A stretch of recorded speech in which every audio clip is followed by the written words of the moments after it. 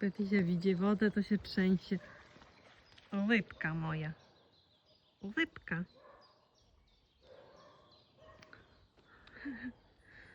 Betusia chce za wcześnie na pływanie.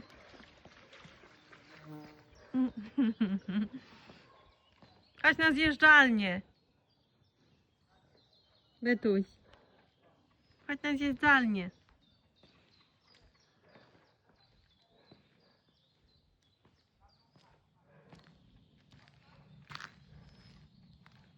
Nie wzięłyśmy piłeczki, nie mamy piłeczki. No.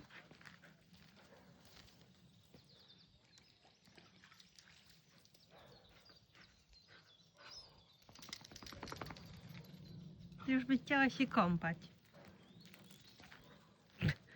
Królik.